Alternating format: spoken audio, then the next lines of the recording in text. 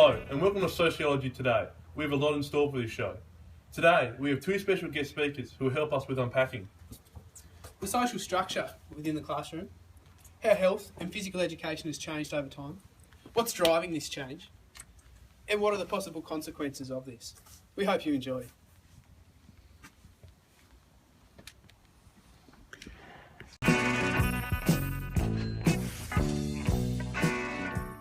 Welcome back. We've just had a caller who's just posed a question. G'day Jack and Dylan. Here's my question for you today. What are the characteristics of students in a health and physical education lesson in today's society? Cheers. Great question, Tom. What are your interpretations of this, Jack? Well, Dylan, health and physical education teachers are faced with many different challenges when they're delivering their lesson. With reference to meals, the fundamental aspect of sociological imagination is differentiating between the social issues, structure, and personal issues, agency. Through a culmination of studies, the Australian Journal of Teacher Education have actually summarised these challenges into three main categories: institutional related challenges, structure, teacher related challenges, and student related challenges, which come under agency. The student related challenges include characteristics that affect how smoothly the lesson runs. These characteristics include lack of motivation and engagement of the students, the lure of sedentary behaviour through personal choice or even peer pressure by others, and low fitness levels, therefore resulting in a lower overall ability of the lesson. You also need to take into account the socio-economic status of the students in the lesson, and they're just some of the things we need to take into consideration, I think.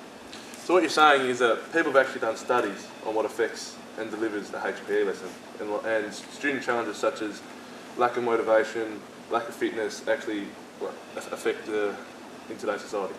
Yes, that's exactly right.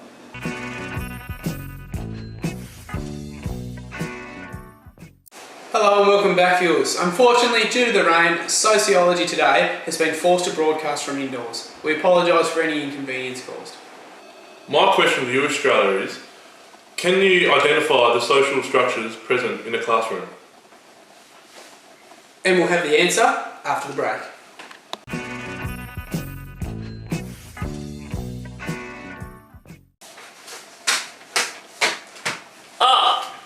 Thanks for the question, Dylan and Jack.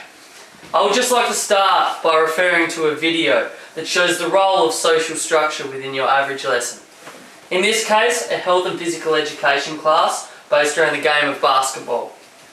By looking at this particular clip, we can determine that there are roles and groups that create a social structure.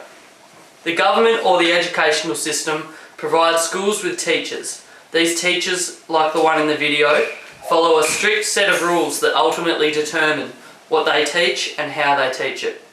In this case, we can see that the teacher must be following a strict curriculum-based teaching pattern.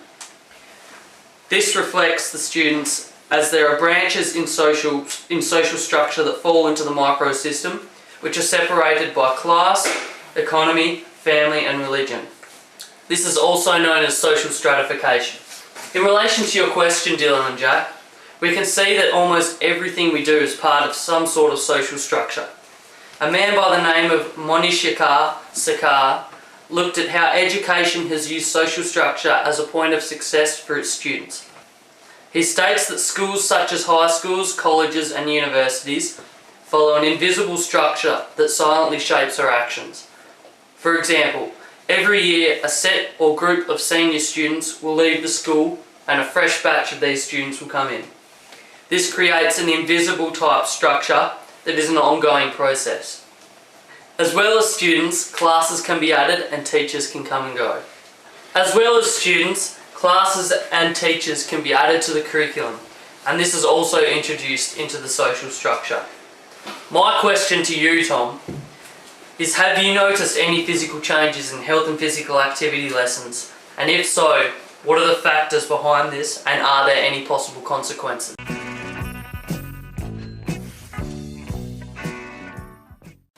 Thanks for the question, George. Health and physical education is constantly changing. The amount of physical activity in schools is decreasing, therefore young people are becoming more overweight and unfit. To counter this, some schools are changing the content of their physical education classes. Some schools in America have revised theirs as teachers wanted a wellness theme as they know that students were getting less physical activity. The school's multi-purpose gym has been converted into a fitness centre with 60 to 70 exercise machines, including equipment for their disabled students. Staff claimed that rather than just having weights like at some school gyms, they had multi-purpose equipment that suited all students rather than that for male-dominated sports. There are a number of factors and stakeholders driving these changes. The media and government are good examples, as there is a lot of advertisement about the increasing percentage of population being overweight and obese. If the media is advertising this frequently, there will be more pressure applied to do something about it. As teachers in the health and physical education field, there is a lot of pressure to ensure that students are fit and healthy. These changes further increase the pressure on teachers, as if more schools start to take an approach like this to PE, like the above example, then that will be expected in other schools by the government, media, teachers, students and parents. This means teachers will have to adapt their teaching methods, schools will have to change their equipment and setup, and the government may even look into changing the curriculum. However, focusing only on a healthy lifestyle and not on team sports and normal games that will be played in schools could have a negative effect as well. Many students enjoy the competitive aspect of playing team sports and games in PE, especially if they cannot access this outside of school hours. If these opportunities are taken away from them, it may lead to them not participating in PE, as the new content does not interest them, therefore it has the opposite effect to what was desired. Back to you, Jack and Dylan. Okay viewers, it is now time for Sociology Today's special segment.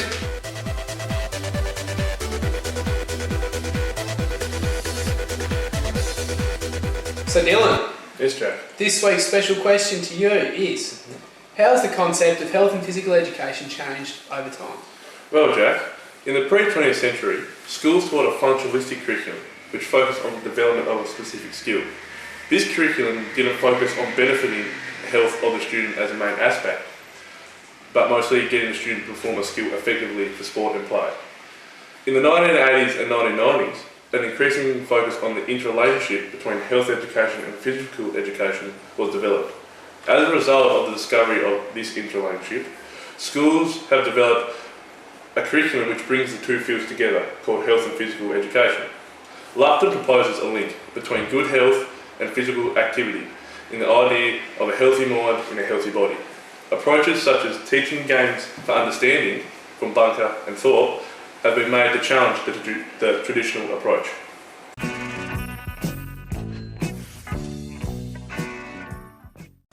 So Jack, do you believe you could explain this using pictorial representations? Yeah, sure Dylan. So as you can see appearing on your screen now, this photo is from a 1931 girls PE class, which as you can see, it takes a similar approach to the video. It's more of a traditional approach. As you can see, the teacher's in front demonstrating and the rest of the class is following along. This technique is still used in health and physical activity classes today, as seen in the following picture, which here again we have nearly an identical picture to the one from 1931. We have the class following along with the teacher, a few more students demonstrating at the front, but again very similar from 1931. The third picture that you can see now was taken from 2007, and as you can see there are 5 young students on a climbing wall. There's some risk involved here. Obviously there's a high number of students, you cannot see any teachers supervising, there's no harness involved. Obviously kids like to participate in these sort of activities because they like the higher risk, which means they get a higher level of excitement, but more pressure is placed on the teacher if something was to go wrong. So this photo is quite a risky photo, and perhaps you would not see it as much in schools today. So Jack, do you believe this will change again in the next 15 years? Yes, Dylan, I think in the next 15 years, teachers of health and physical education could expect to change the way that they teach it by using newly introduced strategies such as game sense, which differs from the traditional method of teaching health and physical education, due to being more student-centred and actually developing learning through physical education. The high number of risks activities are also reducing in the health and physical education environment due to, once again, an increased amount of teacher accountability. We hope that we've enlightened your understanding of these issues and look forward to seeing you next week. Stay classy, Australia.